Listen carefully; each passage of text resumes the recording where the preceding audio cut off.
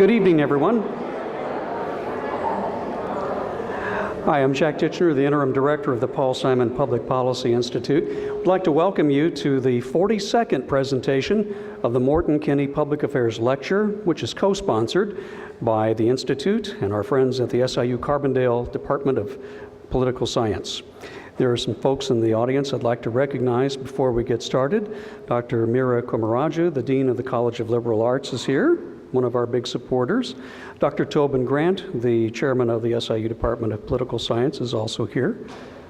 And we appreciate all the support his department gives us. State Representative Terry Bryant is also here and very interested in what is taking place tonight.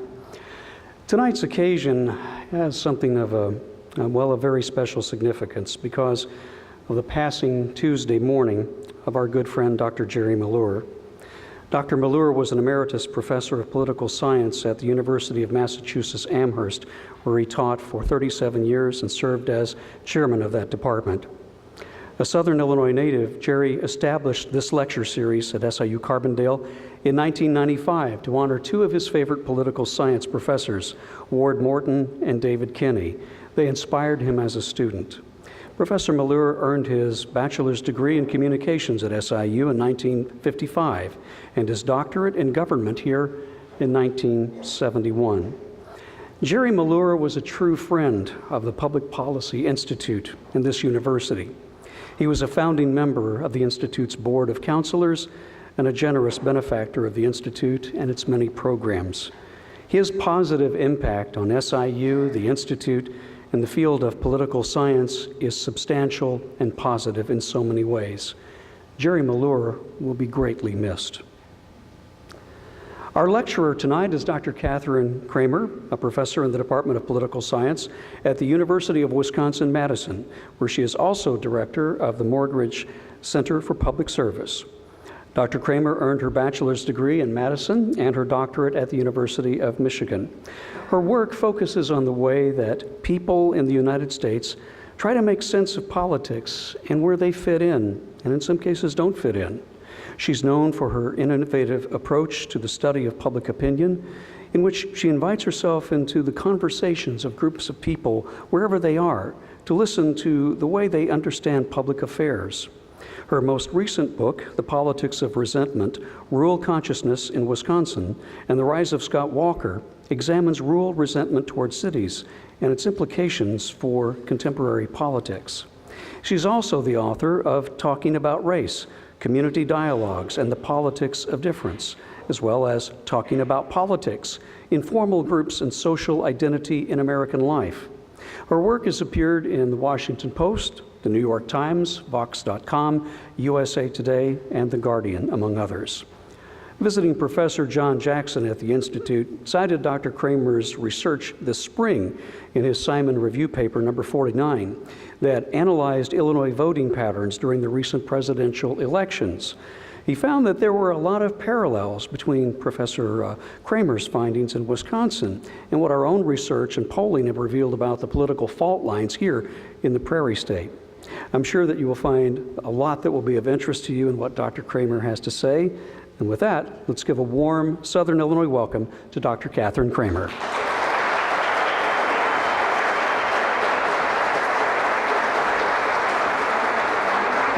the pen. Yeah, thank you. Oh, sure, thank you.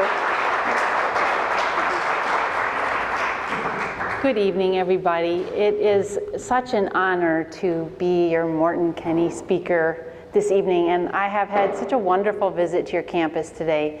So thank you to everyone who has invited me to be here. Yes, it's just been really a great visit for me, and I want to thank especially Carol Greenlee. Is she in the room? Probably not, busy organizing something, who I know many of you know, and she is just an amazing person who I've done a lot of speaking since the presidential election, and I have to say, of all the places I've been and all the countries that I've visited, this has been the most organized visit by and large. So it's really been a pleasure. Yes, yes. I also want to say much of you can probably hear in my voice already, I sound kind of like a Wisconsinite. I'm definitely a Wisconsinite. I've lived there most of my life. But I can tell you all that I was born in DeKalb, Illinois, and lived there till I was 4, and have family, close family ties in Peoria and Rockford, Illinois area. And I tell you that because as a kid growing up, I heard a lot about Paul Simon. And he was respected by people in my family as a super decent public servant. And it has been such a joy today to meet so many of you who actually knew this man. And you've told me the same thing, but you've known it through your personal contact with him. And it's really an honor to both be here to help celebrate the Paul Simon Institute and to see the way in which this university has embraced this opportunity to have an institute where students and staff and faculty and community members can experience what it means to lift up service in public life as a good thing, as something that we all should aim for. So I'm very honored to be here. So now I'm going to turn to my talk, which is really depressing, and not at all. The term resentment, much of what I have to say is pretty sobering, but as Dr. Jackson's work has pointed out, what I have heard in Wisconsin will sound very familiar to a lot of you. So I promise to make you laugh at least once, and I promise to come back around to some uplifting things to take away from what I have to say. What I'm going to do is explain to you the research that I've done. It'll help you understand why I'm making the arguments that I'm making, to understand what it is that I did. I'll explain what I learned and then spell out the implications for our politics today. But I want to start with 2 facts, basically. One fact is, and I'm just going to make sure I am doing this pointer right. Okay, great. One fact is that a variety of scholars, political scientists, social scientists, and otherwise have documented what is as close to a fact in social science as we come to, which is economic inequality is increasing in the United States and has been since the 1970s. These charts were not made by me. You can find them all on the internet. These are all just different documentations of this basic fact that economic inequality has been increasing since the 1970s because the earnings of the top income earners have grown exponentially since that time, while for the rest of folks, they've remained pretty much the same and stayed level. So there's one thing to keep in mind.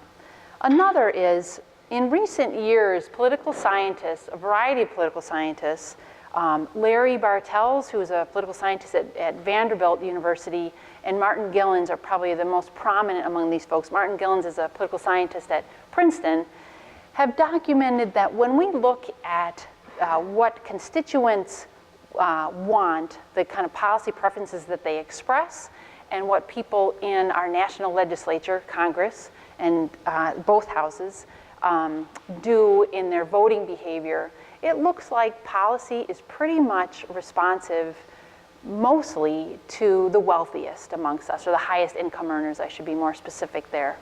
And so what this chart is showing you is, this is broken down by the House and the Senate in recent years, and you can see the darker bars are the highest income earners and the lightest bars are the lowest income earners. And so especially in the Senate, looks like policy is very responsive to the wealthiest, the highest income earners. And then we can see this broken down by party. It's a little bit different by party across the 1989 and 1995 periods. So these charts are aggregating 1989 and 1995 and 2011 to 2013. But we see it by legislators from both parties. So increasing economic inequality, and it looks like our representatives are representing the wealthiest amongst us. But then there's a third thing. There's little support for redistribution, for voting in people who want to do substantially different things about economic inequality. And I don't want to put a partisan spin on that. I don't mean to make it as a partisan argument, so stick with me for a moment.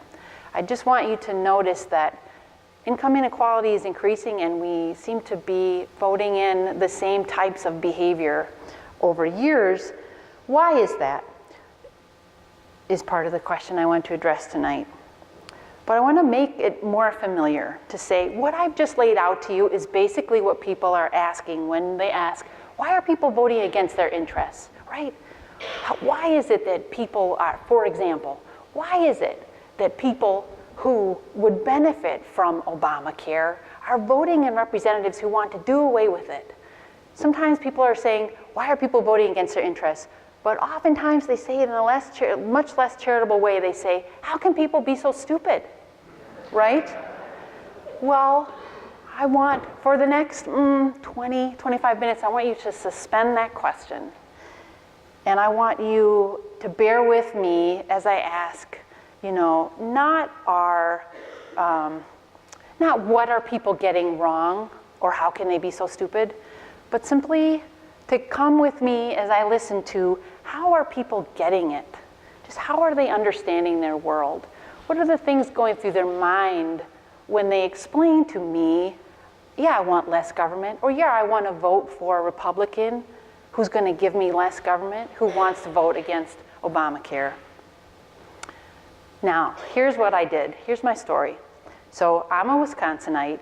I earned tenure, and I can do the project I've been dreaming of doing throughout my career, which is, and let me just show you where we're at. Okay, why am I showing you this map of North America? Just to give us a little context and to tell you all that Wisconsin is there, in case you don't know, north of you, about a 6-hour drive, right? Well, across the course of my career, the thing that I've been mainly interested in is how do people interpret politics? How do they understand politics? And I have learned that the best way for me to get at that is to listen to people talk, and to people that they know in the places that they normally hang out in, to listen to how they explain themselves to each other. And once I had earned tenure, I knew that I wanted to study how social class identity matters for the way people make sense of politics. And I wanted a good excuse to drive out and around the state that I love, my home state, sort of home state of Wisconsin. So what I did was to carve up my state into different regions depending on political leanings and type of industry, type of agriculture, demographic breakdowns, income levels, various characteristics. And then I sampled communities in each of those regions. There were 8 regions in all. And these are the communities I eventually sampled. I sampled some small places and some large places. And then when I had sampled a place, I asked people, local newspaper editors, sometimes people who were working in our University County Extension service, I said, where in such and such Wisconsin, let's say, where in such and such Wisconsin do people go on a regular basis that I might get access to?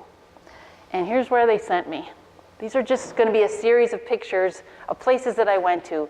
They sent me to gas stations and diners and restaurants, places where typically early in the morning, people were getting together on their way to work, or there were retirees getting out of the house in the morning, gathering spots. Gas stations, I don't know, some of you I'm sure are familiar with this in our smallest communities. That's where you go because there's no McDonald's and that's sort of where people hang out, right? They get the news in the morning and they go on with their day. And so what I did was to drive out to one of these places, stay in the closest hotel the night before, and then get up early in the morning, wake up, get in my Volkswagen Jetta at the time. You can kind of see where this is going, and drive out, park next to the pickup trucks, take a really deep breath, walk in and say, hi, I'm Kathy from the University of Wisconsin-Madison. Do you mind if I join you this morning? Yeah, exactly, right? Some of the responses I got were just adorable, like, well, we got nothing better to do. Sure, But I would give them my business card and I would say, I study public opinion at the university. I'm really just interested in what you think. And here's a pen or a pad of Post-it notes or a football schedule, just a token of my appreciation. And do you mind if I turn on my recorder? Okay, great. And it's all going to be anonymous. No one's going to hear this but me. And what are the big concerns in your community? And we would go from there. And I had a few other questions that I was always prepared to ask, but basically I went to listen. I went to just get a sense of what were they talking about. And then I should back up to say there's 27 communities and 39 different groups over those 27 communities. I started in May of 2007, and I went back around to most of these groups more than once. I mean, I think there were about a dozen that I only went to once, but most of them I went to more than once, some of them as many as 5, 6 times, sort of depended on the nature of the group. And as time went on, especially at the end of the first year, it was undeniable that what I was hearing was this perspective that I was not familiar with. Even though I grew up in Wisconsin, grew up in what I called a small town, but I know much better now it's not a small town. There were 7,000 people in my community growing up. You know, that's 10 times the size of a lot of these places. It was undeniable I was hearing this resentment toward the cities, just intense and pervasive. And so I want to describe to you what that sounded like, and then I'm going to come around to talk about how that has mattered for our politics in Wisconsin. One thing I heard, when I asked people, what are the main concerns in the community, and people would start describing what was going on, what they were concerned about. Basically, they were describing the public policy issues that they were aware of, that they really cared about and felt like they were affected by. A lot of times they would describe it by talking about this overall map in the state, which is basically, look, Kathy, there's Madison and Milwaukee, and then there's the rest of us. And sometimes they called Madison and Milwaukee the M&Ms. Those are the two main metropolitan areas in the state, right? And it's really helpful, especially for people in Wisconsin. When I talk about this project to people in Madison and Milwaukee, it's always a little bit of a shocker to realize, oh yeah, Madison and Milwaukee, and then, wow, there's a lot of the rest of the state out there, right? And I suppose you experienced that in Illinois too, right? Illinois is not Chicago, right? Well, people were saying to me, look, you know, there's this map of the state, and it's like you all think you're the center of the universe, but there's a lot of the rest of us out here. They were also telling me, though, that they just felt like they weren't getting their fair share of attention. They were saying to me, all the decisions are made down in Madison or Milwaukee, and then they're communicated out to us. And no one's coming out here to listen, except you weirdo in your Volkswagen Jetta. You know, no one's coming out here to listen. There's no listening going on in reverse. We don't have a say in the decisions that are affecting our lives. And they were also saying to me, we don't get our fair share of stuff, of public dollars, because Madison sucks in all of our money, spends it on itself, and we don't see that money in return. And I know you hear that refrain in Illinois too, right? The money gets spent in Chicago. We'll come back around to whether that's empirically true or not, but I heard that in so many different places, people feeling like we are not getting our fair share of public dollars. And they were telling me we are not getting our fair share of respect, because those people making the decisions that affect our lives, people in government, but then also other aspects of life, people making the decisions live in the cities, and they don't know us. They don't understand what it's like to live in a community like this. We're unfamiliar to them, and they don't even like us. Like, they think we are backward or country bumpkins or uneducated, unsophisticated, think we're racist and sexist and Islamophobic and homophobic, and I'm putting labels on the sentiments in the last few words there. They weren't using those words, but basically they were saying to me, we don't get our fair share of all of these different things.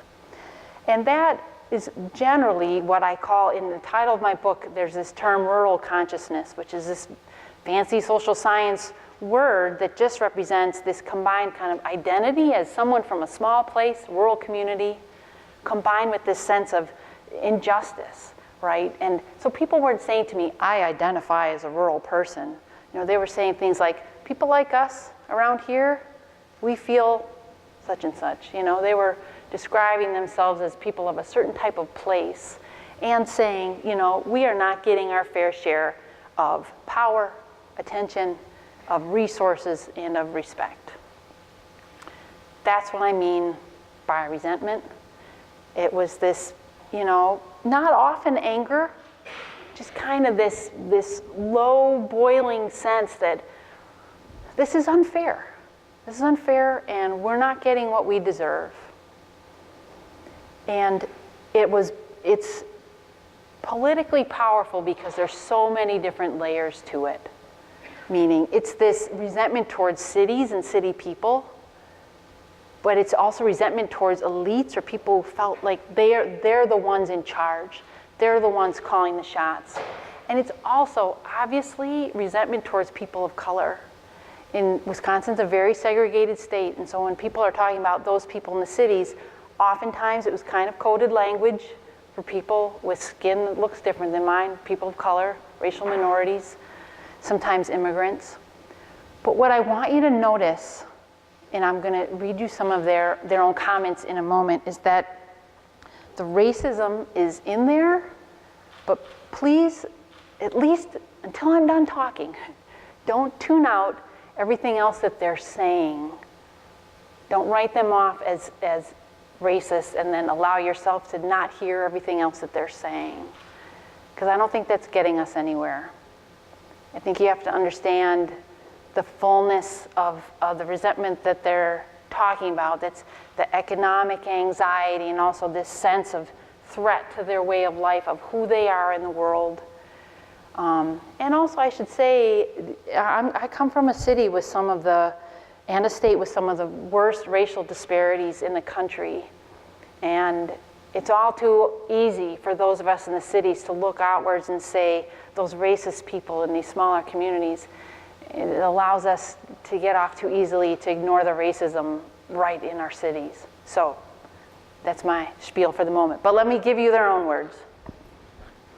I want to give you some examples of what this sounded like. And pretty soon I'm going to make you laugh. I promise. I know this is getting heavy. So these are just some examples of what this overall sense of resentment toward the city sounded like. And this first excerpt I want to share with you is from a group of women who meet once a week, mid-morning on a Tuesday in the basement of a church. At the time they're meeting in a restaurant, but now they meet in a church. And there's some women who are working, some business owners, some retirees. And I'm asking them about the University of Wisconsin-Madison. We've talked about what they like about the university, and now I'm asking them, what do you think we don't do so well down at the university? And these folks are meeting in the far northwest corner of Wisconsin. And all the names that I'll use I've made up to protect their identity. But Teresa says to me, as a former educator, I resented highly comments such as, there is no education north of Highway 8. This is a highway that runs east-west through the state, runs to the northern third of the state it cuts off. She says, we send them such absolutely excellent and well-prepared students. The attitude that we are the hick area of the state, it was painful. And I asked her, I said, so where'd you get that from? From recruiters? Professors. And I said, really? When they would visit here? Yeah, or publish in newspaper articles or other, that was a little distressful because I think northern Wisconsin feels a little far away from Madison anyway. We keep waving our hands and saying, yoo-hoo, there's another half of a state up here. Up north is not Wausau, which is the city right in the middle of the state. So here's another example from another women's group. This one is also in the basement of a church because in this community, there's no gas station, and so the church basement is where people gather. And this is a wide variety of people. The women I'm going to quote, I said it was a women's group, but all the people I'm going to quote are women, but there's men there too, some farmers, some business owners, some people retired, some stay-at-home moms, variety of folks. And I'm asking them about the university again. And I say, what do you think the University of Wisconsin-Madison does not do well? When you think about it, oh, Martha says, represents our area. I mean, we are like strange to Madison. They want us to do everything from Madison's laws and the way they do things, but we totally live differently than the city people live. So they need to think more rural instead of all this city area. Donna says, we can't afford to educate our children like they can in the cities. Simple as that. We just don't have the advantages. Ethel says, all the things that they do, they're based on Madison and Milwaukee, never us. And Martha comes back around to her and she says, yeah, we don't have the advantages that they give their local people there, I think, a lot of times. And it's probably because they don't understand how rural people live and what we deal with in our problems. What I want you to know is that this is all, like, my face got long as they told me this stuff, just as all of your faces are getting long. But sometimes people are sharing these sentiments with me in the most delightful fashion possible, honestly. So imagine this. I'm driving out there to these small communities in my Volkswagen Jetta. I walk in and I say, I'm a social scientist from the flagship university down in Madison. I represent so much of what they resent, right? And yet they welcome me in time and time again.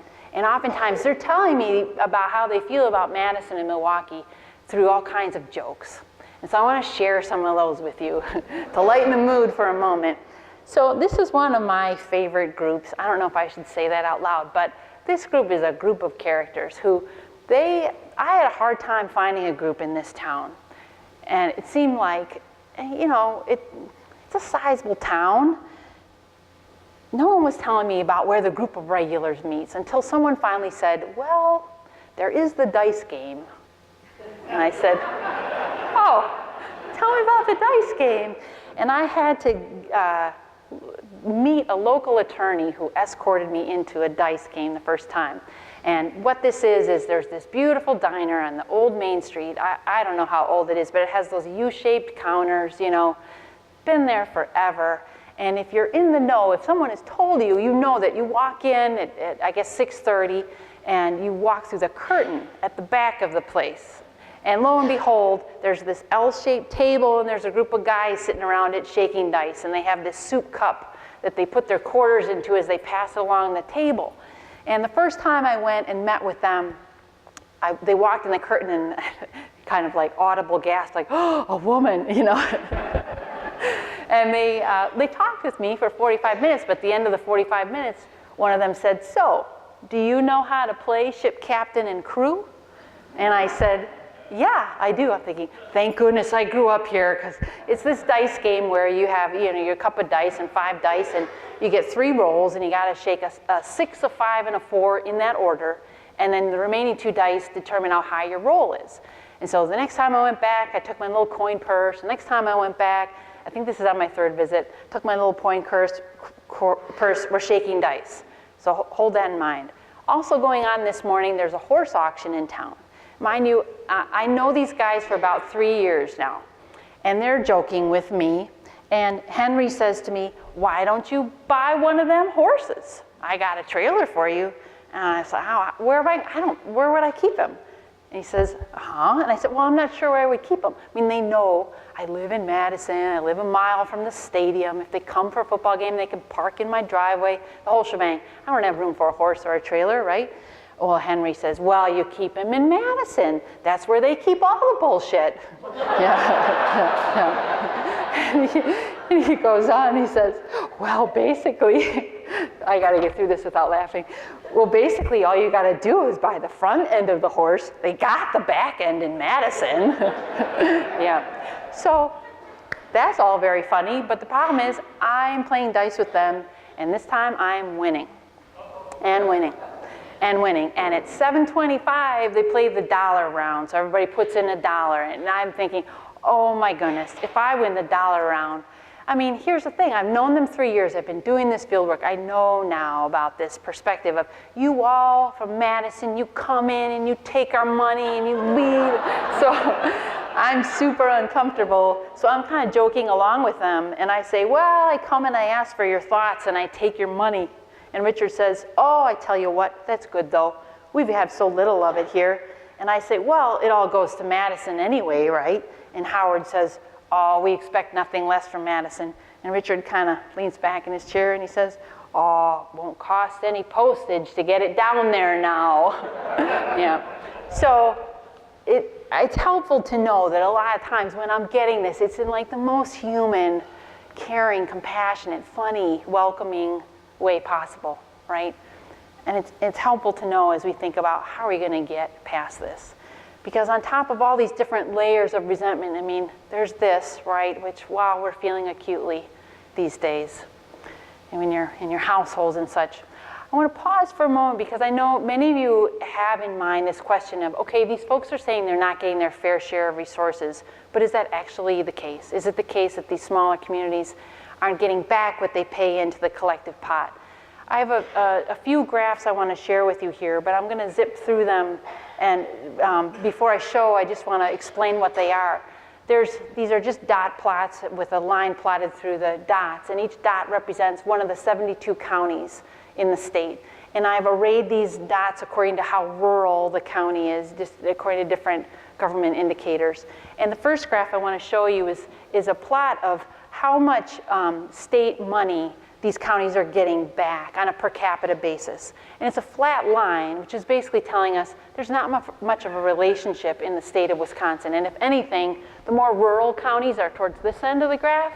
If anything, they're getting a little bit more than the more urban counties on a per capita basis. Same is true for federal dollars in Wisconsin. And then when you look at, well, what are they paying into the pot? Maybe it's the case that these folks are often saying that the tax schemes are just unfair towards smaller communities, meaning they were sometimes perceiving that they're paying in way more than they ought to be. But if anything, the rural folks on a per capita basis are paying in less on state dollars and federal dollars. And then when you combine these things, you know, basically fair share calculation of given what they pay in and what they get back, what does that ratio look like, or how are they making out? And basically this slight upward slope is telling you, if anything, they're getting in slightly more than their so-called fair share than the urban counties. And federal dollars too. Okay, I could stop there and you could say to yourself, see, they don't know what they're talking about. But I want to show you 3 more graphs to complicate the picture a little bit, which are the level of median household income in these counties. In our rural counties, it's much lower, right? With respect to people living below the poverty line, slightly more in our rural counties than in our urban counties in Wisconsin. And the level of unemployment, again, a similar story. Things are a little bit worse in our rural counties. So perhaps it's the case that people don't make the accurate calculation of whether or not they're getting back their fair share. But the economic situation in our rural counties is pretty difficult. And you can also see just nationally, here's a graph that shows how non-metro, basically counties outside metro areas, how they're faring since the recession in terms of employment recovery. And what we see is, like, you can see this in the headlines, that we've recovered from the recession, jobs are back, unemployment's gone down in our cities, but not in our small places. And here's one more graph I want to show you that just shows, you know, there's something particular going on in our rural spaces, which is, this is about broadband access. And yellowish is telling you broadband access is kind of probably what you all experience here in Carbondale. You can get on the internet, you can download stuff pretty quickly, but all the blue is, things aren't looking so great. It's pretty difficult to run a business, apply for a job, get online learning when you don't have decent download speeds. So that's the situation as I've heard it and seen it in Wisconsin. And then here's how it matters for politics. It's just, these sentiments are super fertile ground for divisive messages when people are feeling like, I'm not getting what I deserve. And it must be going somewhere. There's a lot of room there for someone to take advantage of that and give people targets of blame. So one storyline I often heard from folks was, look, I am working so hard to make ends meet, and especially before Obamacare, I can't afford health care.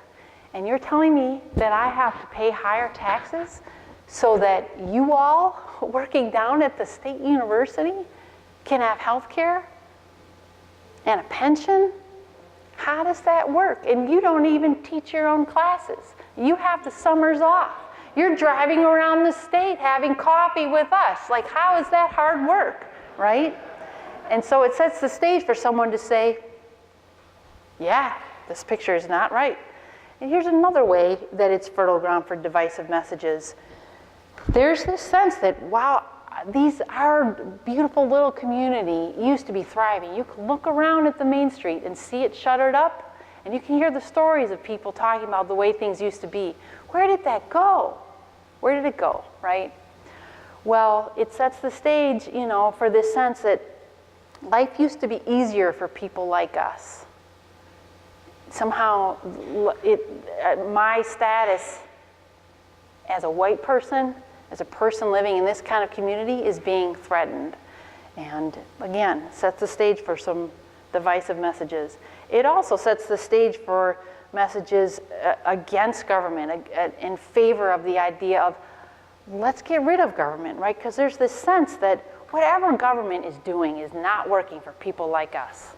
Whatever you all down in Madison have been up to is not working for people here. And there was this sense that government is this urban thing. So even the public school teachers living right there, working right there, or for example, people working in the Department of Natural Resources, even if they're living right in that community, that the way that they're doing their job is driven by urban decisions. So that's part of it.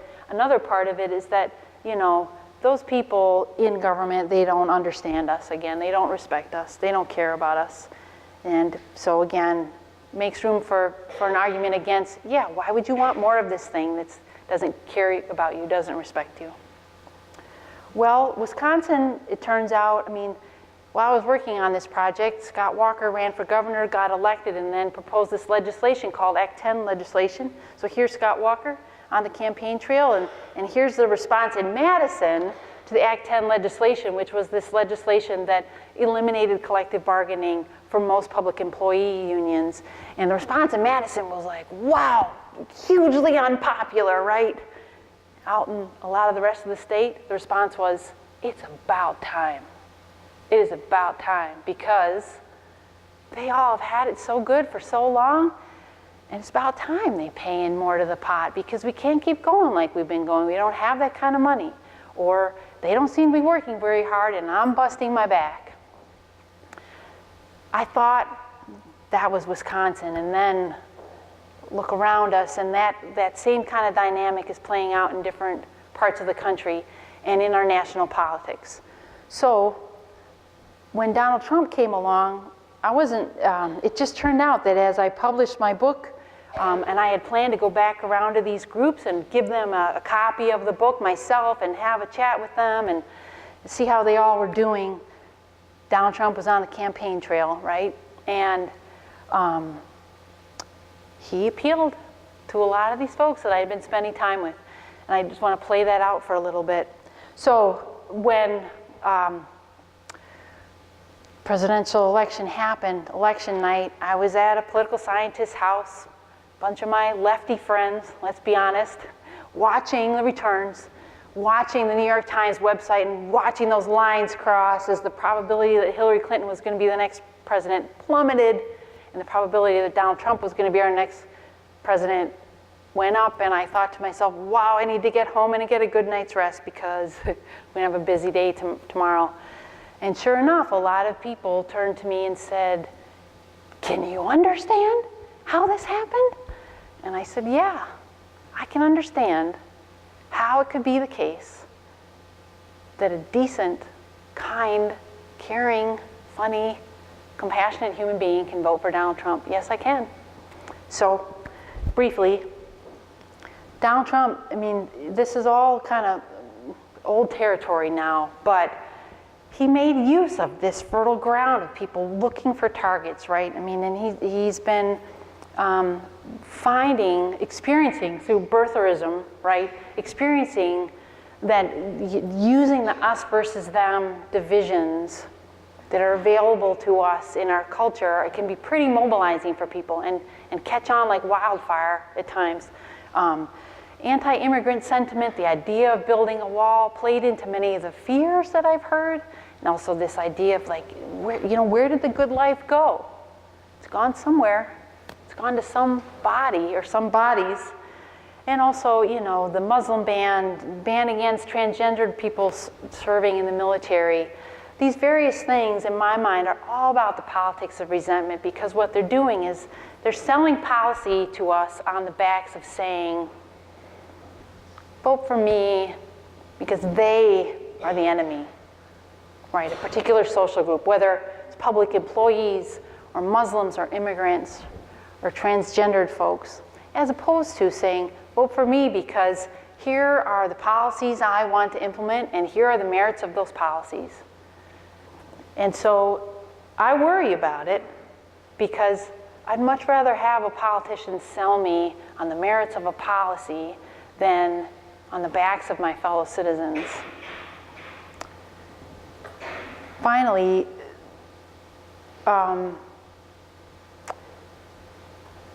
when Donald Trump had used the phrase drain the swamp, right, or even lock her up when he was talking about Hillary Clinton, he was tapping into those sentiments of, you know, whatever government is doing, good grief, let's have something completely different because whatever is in there is not working.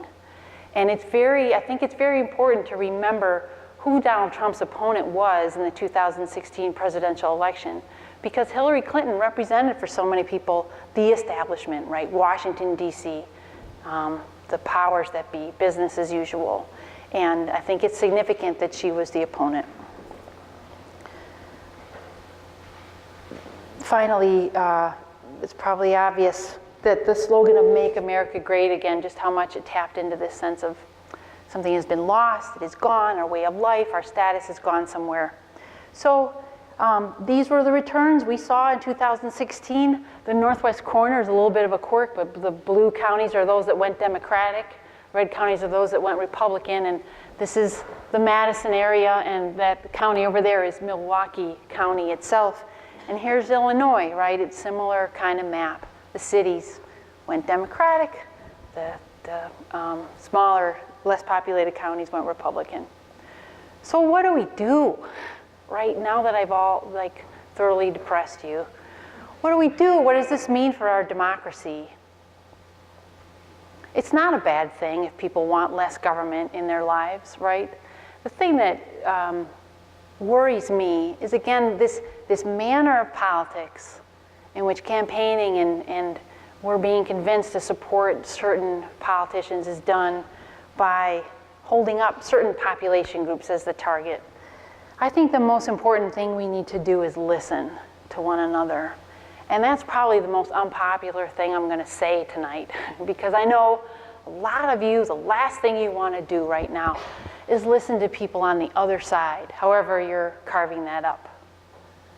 Sometimes people fear that when we stop and take the time to listen, we're actually giving airtime to points of view that we just are very much opposed to, maybe fundamentally, morally, we're opposed to. But if we don't listen, we're never going to recognize that the people who hold different points of view, they're not fundamentally evil or bad, that we're all in this together. At least I hope we are. We have to be. Which brings us back around to the Paul Simon Institute. Because I think the opposite of doing public policy by making use of us versus them divisions is to focus some attention on the common good, about what we have in common, but also about the fact that we are all in this together and we have to figure out how to do this thing called democracy, because as we know, there's no better alternative. This is actually a pretty good system as a way to organize society and to govern ourselves. But we have to, especially among younger people, remind folks that it's worthwhile to give of yourself to something bigger than yourself, to focus on the common good, to engage in public service, that running for office is actually a really noble endeavor.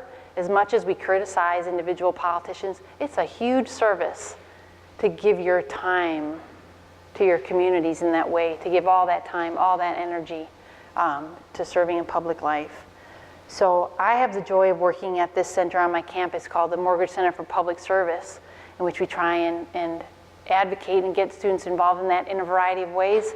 And I see the Paul Simon Institute doing that here too. And it's been amazing to meet so many of you students today and hear about your own beliefs in public service and what you all are doing with your talents. It's a huge source of hope for all of us. So thank you for your attention and your kindness, and thank you for caring enough about our democracy to spend your time here with me on a Wednesday night. So thank you.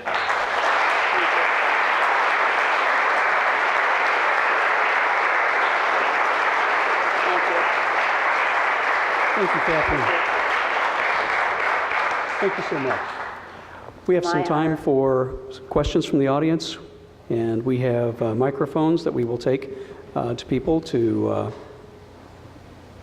have you get your voices amplified. We have them back in the corners there. And I should say also, if you don't have a question for me, but there's something that you're burning to say, go ahead and do it.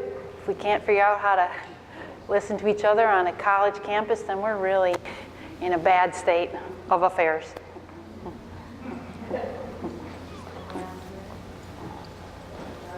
Okay, there you go.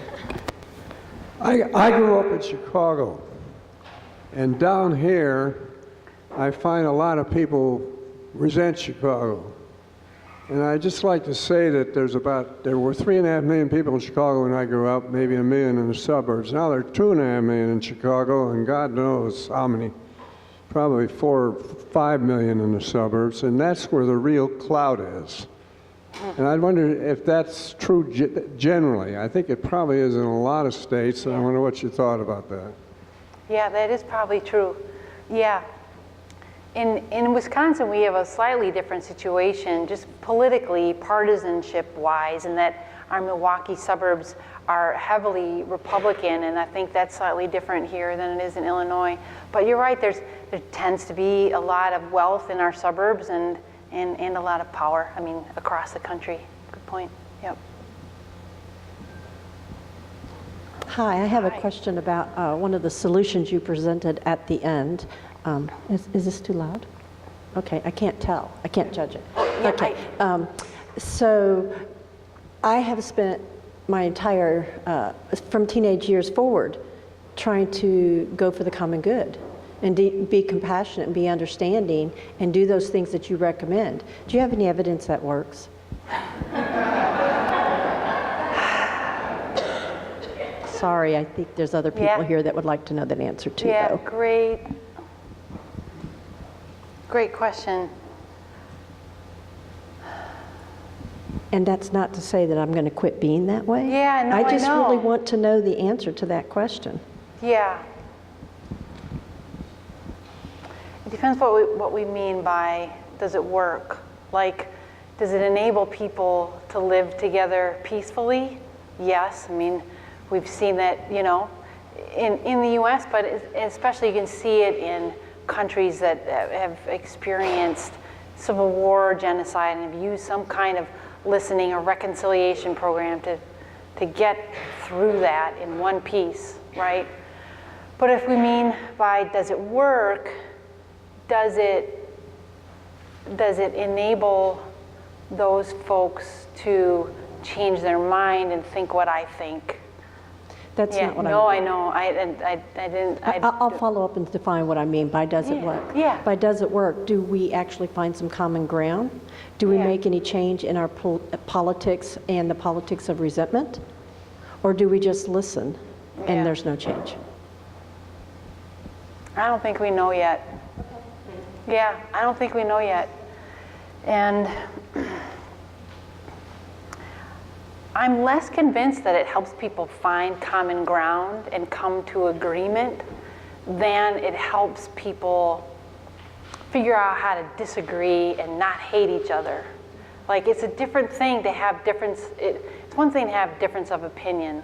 It's another thing for our politics to become so personal that we think you're with that party or that candidate or you hold that belief, you're fundamentally evil. You know? So I have to say one last thing. Could that be your next study, please? Yeah, it kind of is. Yeah, thank you. Yes. I have a question about your methodology. Sure. How difficult is it to listen to something that you know is a lie and just not comment? And if you don't comment, are you sort of implicitly agreeing with the statement? Yeah, great question. Well, for me personally, it was difficult at first. And I had the experience of, especially when I was asking people about the university, because that was part of my task in doing this project. I wanted to know what people thought about the University of Wisconsin-Madison to try to make us more truly a university for all of the state. And when people would say certain things about, well, you know, like 50% of the students you let in are from foreign countries, and I would blurt out, but that's not, you know, no, that's not the truth. Actually, there's state legislation that says 75% have to come from the state of Wisconsin. I learned very quickly that that was completely unproductive. Because as soon as I did that, what I was doing was saying, see, you don't know what you're talking about, and I do, because I'm from that university, and I'm here to tell you that you all are uneducated, right? And it went nowhere, because it was just reinforcing this perspective that they had. And so I learned how to do it. I learned to stay quiet. I learned to keep my mouth shut, is a better way of putting it. And it wasn't that hard when I started to really focus on what they were telling me. And I learned to say, instead of, you're wrong, to say instead, why do you think that? Tell me why you think that. And oftentimes they would tell me what had led them to that certain misunderstanding that, as I saw it. And I think that's a valuable skill right now, to initially, instead of saying, that's craziness, you're wrong, to instead say, why do you think that? And then come around when you've actually tried to grasp what they're talking about to the strategy of saying, well, I see it a little bit differently, and here's how I see it, and what do you think of that? But it's a great question that you ask, the second part of your question of, do you legitimate what you're listening to by not interrupting and saying, that is just flat out wrong? Sometimes, but I guess it depends. It depends on the situation. I don't want to give myself that easy of an out, but I think it depends on the situation in the sense of what role you are playing. And for me, as someone, I told myself my main purpose here is to understand, and if I can hold my tongue enough to get a better sense of what these folks' concerns are and how they're seeing the world, I think that I will have more to share and more to teach other people than if I interrupt the conversation and say, that's just flat out wrong, you're wrong. But there are times, I think we each have to make our own call. Like, when do we need to, as citizens, stand up and say, no? It's a great question. It's a great question. Thank you. Do you believe that the presidential election in Wisconsin would have looked the same in terms of Republican and Democrat in that chart you showed if Paul Ryan had been the Republican candidate?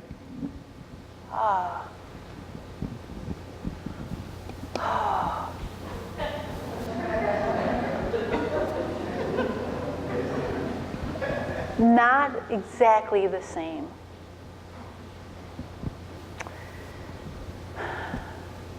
Because part of the appeal of Donald Trump was that he was completely different and outspoken about that. And Paul Ryan is relatively popular in Wisconsin, and especially when you get to his district, people are proud that he's from their corner of the world. But he's also very much seen as, part of the establishment, part of the DC establishment.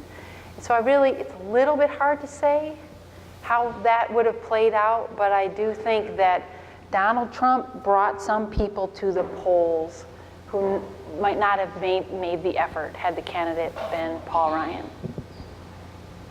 We may see in the future, though. Not that exact same race, but we may see. Yeah.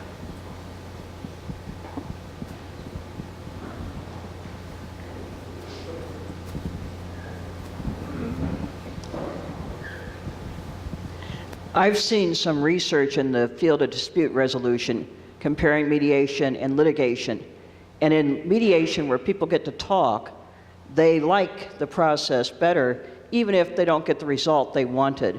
And that's given rise to the idea of voice. And I'm wondering if you're not hearing something very similar. And maybe some of the statistical information from the dispute resolution field would support your non-statistical method of analyzing. Yeah, I think that's exactly right. Because, yes, people want to feel heard, right? And it brings up a point that may be obvious to a lot of you, but one of the striking things about what I've just told you all is that I'm telling you about one corner of the world, a few groups of people in one particular place. And that sentiment of not having voice is not unique to them, right? Think of all the different people we know of in the United States alone who are expressing that, right? It certainly is not exclusive to our rural communities. There's plenty of that feeling in our cities too. But I think when people feel respected and listened to, it goes a long way toward being able to believe that the system is not fundamentally bent against them, right? And that there's reason to trust in the overall process. And there's just a lot of distrust, just a lot of disbelief that their voice is anywhere in the process.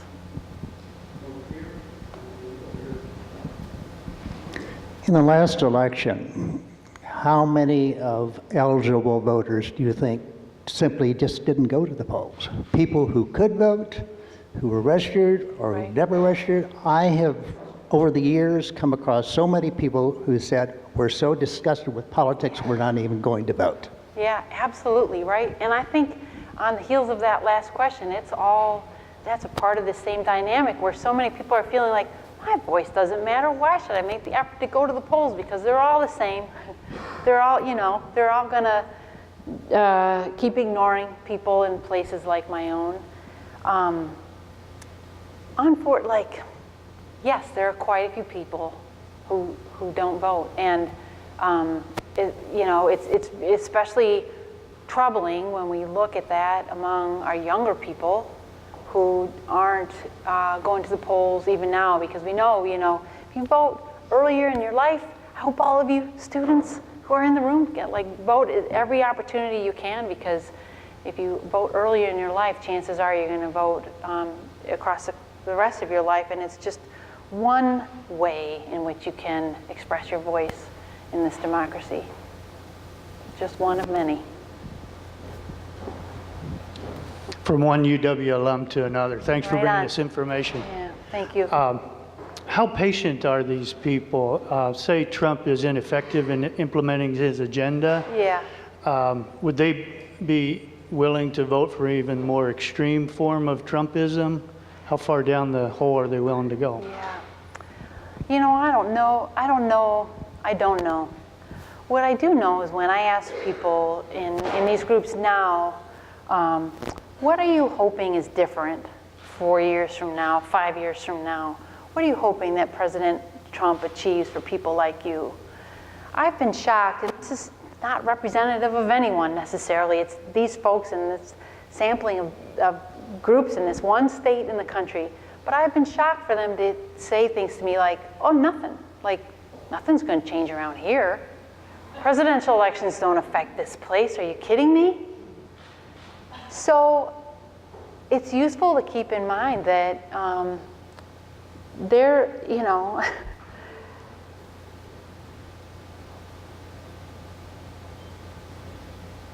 I think a lot of people on the left-leaning folks are waiting for like the tweet that's going to change people's mind, right?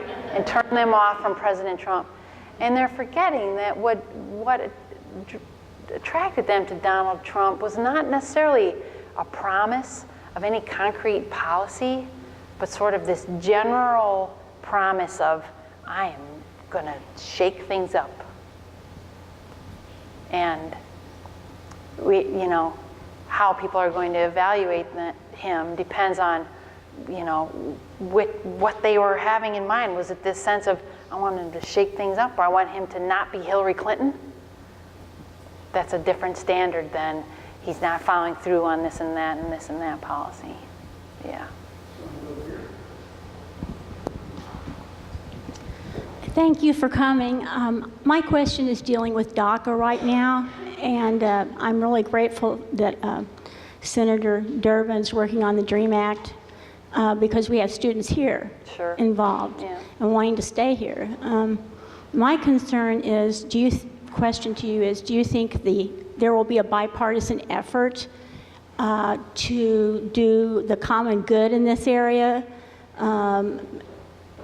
I guess in regards to what is best for everyone versus the political right and left wing, we're going to do what he says no matter what. My concern is, are they going to listen to all of us and the common good? Great question. Only if we speak up. I don't know if there, I don't really know the answer to your first question, but yes, now's the time to make your voice heard on it if you have intense opinions, and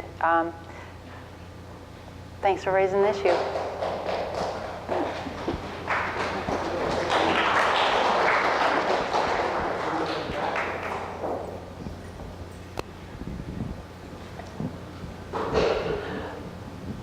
I hear the left is right and the right is wrong, and I want you to say, what are you hearing from those people that you were like, you know what, you guys got something right here. This is something that you do perceive correctly. Yeah. Well, I'm not sure there's the exact answer to your question, so wave if I'm going totally off track. But part of what I've done since the election is, in my interaction with these folks, is ask them about their hopes for democracy and whether or not they have faith in their fellow citizens in various ways. And I think a lot of times folks who voted for Hillary Clinton would be amazed to hear that folks in these groups are telling me things like, those folks who voted for her are ignorant, they've been fooled, they're hypocritical, they're intolerant, they don't know what's best for them. It says, you know, we live in such bubbles, right? And the idea that left is good, right is bad, is perhaps, you know, if you're in that bubble, it's hard to believe that actually the same kind of sentiments of right is good, left is bad are out there in other bubbles. And so I don't know if that's precisely what you were asking, but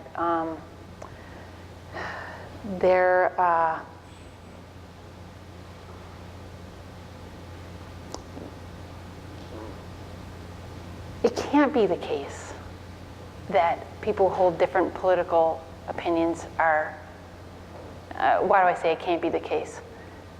We should catch ourselves individually when we hear ourselves equating a political point of view with goodness and badness, regardless of where it's coming from. And at the same time, think hard about what stances we find morally unjust and feel the need to do something about. And I think that that's going to come from a variety of points on the political spectrum.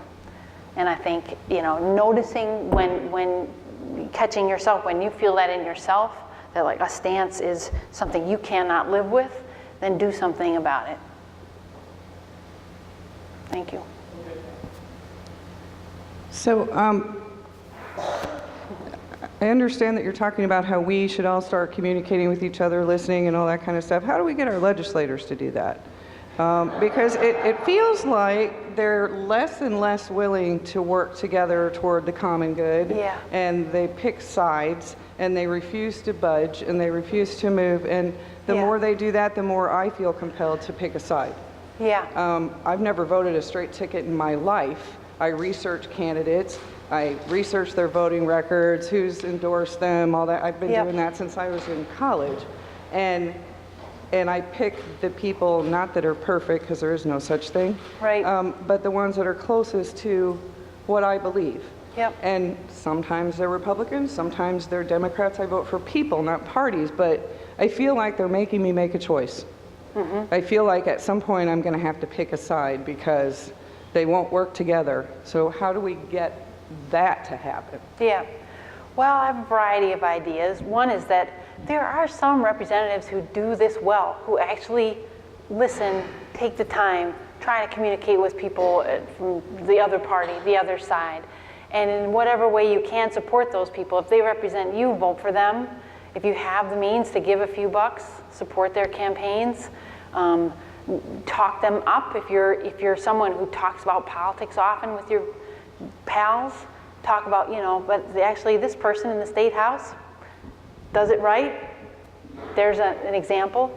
Another thing is, within the party structure itself, I think part of where we go off the rails is, at least, part of where we go off the rails is how candidates are recruited into public office, and if there's a way that you can get involved or get people who you think have that capacity to listen and advocate, encourage them to run for office. There are all kinds of pipeline programs these days where people can get enrolled to get over that wariness of, I could never run for office, I could never raise money, I could never knock on doors. Yes, you can. I should talk so big. Why don't I go do it, right? Well, maybe.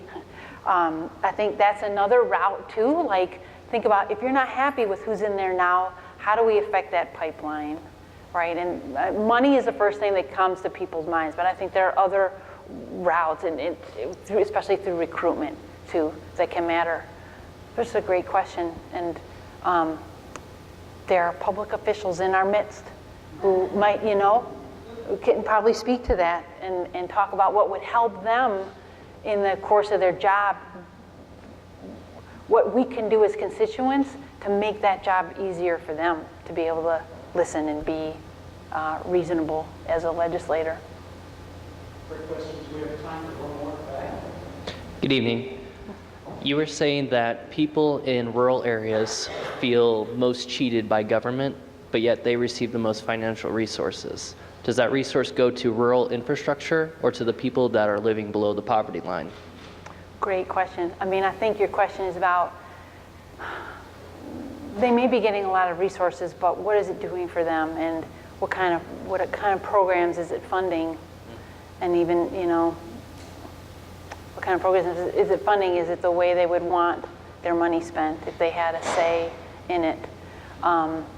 It kind of depends on it kind of depends what programs we're talking about and where we're looking in terms of, is it like going to infrastructure, or is it helping people below the poverty line? I mean, it's both. Roads in particular, where a lot of money goes, that helps our smaller communities, and that's helping people regardless of where they are with respect to the poverty line, right? There, it's both. Could there be more on infrastructure? Yeah. Well, I was going to ask if they felt like they were blaming the government for their own mistakes or how they felt, because to receive the most financial resource and to feel cheated seems counterproductive. Say that last part again. Say the first. Yeah, I'm not sure I heard you right. I wasn't sure if that they were blaming the government for their own mistakes or their own disappointment. Oh.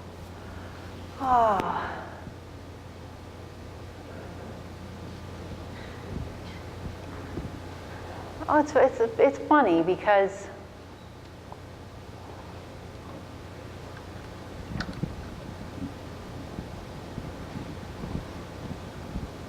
at what level do we demand that people pull themselves up by their bootstraps? And at what level do we say there's something off here that should be corrected, that would help these people have a better life?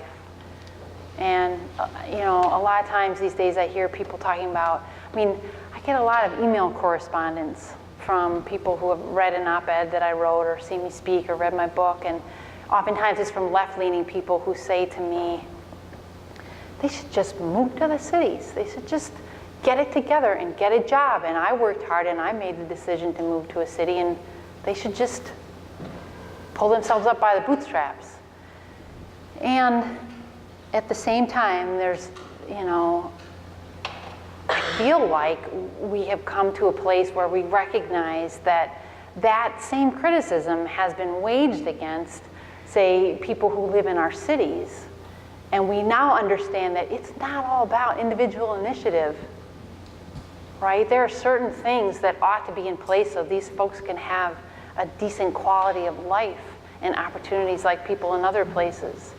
So I worry about saying that these folks are complaining about a situation that they could have, you know, righted themselves individually. I think there's a need to demand individual initiative and a need for us all to focus on what are the kind of basics that we should want to have in place for everybody. Both of those things should be true.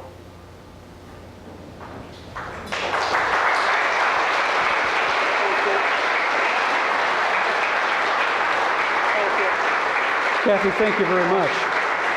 We can't let you leave without the essential Paul Simon Timeless Lessons for Today's Politics, signed by the author, Dr. John Jackson. Thank you so much. Thank you so much. It's been my pleasure. What a wonderful Thank time. you. Thank you.